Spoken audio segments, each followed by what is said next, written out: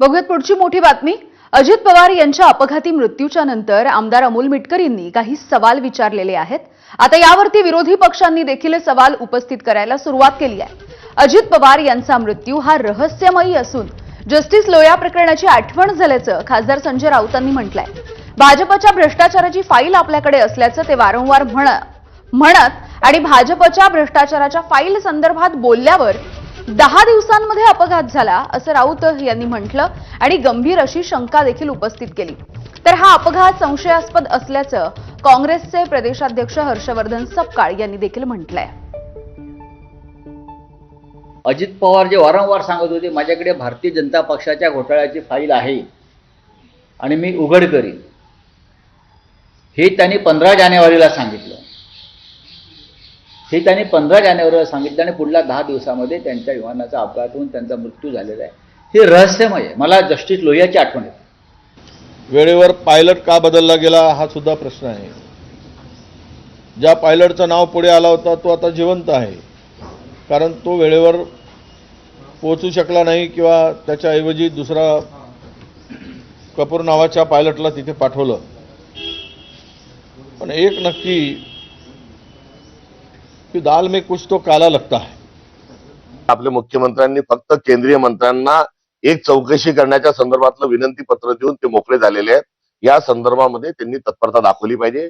जेवढी तत्परता उपमुख्यमंत्री पदाच्या शपथविधीची दाखवण्यात आली, मला वाटतं त्यापेक्षा दुप्पट जी कार्यक्षमता आणि तत्परता या अपघाताच्या चौकशीच्या अनुषंगाने दाखवण्यात जाणं आवश्यक आहे। मला निश्चित विश्वास आहे की हा धोका नव्हता, हा धोका होता आणि अजितदादांचा हा 100% घात झालेला आहे। हा घात आहे का अपघात आहे याची डिटेल्स मध्ये उच्चस्तरीय चौकशी होऊन ती चौकशी सगळ्या महाराष्ट्राच्या जनतेसमोर येणं गरजेचं आहे। हा प्रश्न फक्त रुपाली पाटील धोंबरेंचा नाहीये, तर महाराष्ट्रातली प्रत्येक व्यक्ती म्हणते की अजितदादांचा घात झालाय, अजितदादांना मारलेलं आहे का षडयंत्र आहे याचं तुम्ही काढलं पाहिजे। संजय राऊत यांच्या आरोपांना भाजपचे मुंबईमधले नगरसेवक आणि भाजपचे माध्यम प्रमुख नवनाथ बन यांनी उत्तर दिलंय। खरं तर त्या विमानात भारतीय जनता पार्टीच्या भ्रष्टाचाराची फाईल असेल तर संजय राऊतांनीच दावा केलाय की ती फाईल जळाली नाही, त्या फाईलचे कागदपत्र सुरक्षित आहेत। माझी संजय राऊतांना विनंती आहे की आपण तिथं जाऊन ती सगळी कागदपत्र जमा करा किंवा ज्यांनी कोणी जमा केली असतील त्यांच्याकडनं स्वतःच्या ताब्यात घ्या। ती ताब्यात घेऊन गरज असेल तर हायकोर्टात, गरज असेल तर सुप्रीम कोर्टात किंवा त्याच्यावर विश्वास नसेल तर एखाद्या आंतरराष्ट्रीय न्यायालयामध्ये संजय राऊतांनी ती फाईल घेऊन जावं। गरज असेल तर ट्रम्प यांच्याकडे जावं किंवा आणखी कोणाकडे तरी जावं आणि भारतीय जनता पार्टीवर कारवाईची मागणी करावी। अजित पवारांच्या अपघातावरती काही नेत्यांनी शंका उपस्थित केली। संजय राऊत यांनी देखील यावरती प्रश्नचिन्ह उपस्थित करत जस्टिस लोया प्रकरणाचा दाखला दिलाय। या दरम्यान माजी विशेष सरकारी वकील उज्ज्वल निकम यांनी नेमकं काय म्हटलेलं आहे आपण बघूया। जर कोणाचं म्हणणं असेल की यात कट होता, तर कायद्यानुसार कट सिद्ध होण्याकरता देखील प्राथमिक पुरावा लागत असतो। असा सकृतदर्शनी प्राथमिक पुरावा आजपर्यंत आलेला नाही।